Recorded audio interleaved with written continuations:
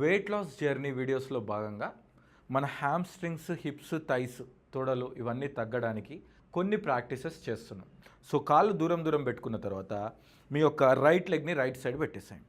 ఇప్పుడు రెండు చేతుల్ని ఇలా టీ షేప్ పెట్టుకోండి. మోకాళ్ళ నొప్పులు ఉన్న వాళ్ళు తక్కువ కౌంట్, తక్కువ ఇంటెన్సిటీతో చేయాలి.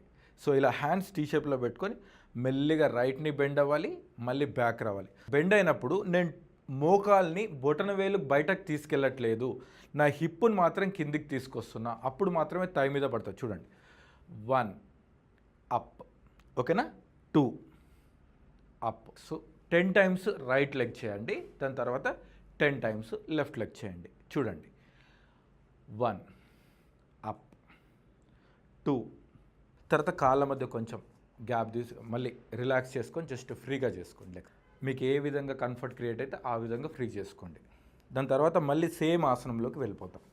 సో సెకండ్ రౌండ్లో రైట్ లెగ్ పెడుతున్నాం కదా, సేమ్ ప్రాక్టీస్, కొంచెం మాడిఫికేషన్ ఉంటుంది. ఈ తేడాను గమనించండి. సేమ్ మీ రైట్ బెండ్ అవుతారు, కానీ ఎడమ చేయి ఏమవుతుందో చూడండి, రైట్, సెంటర్.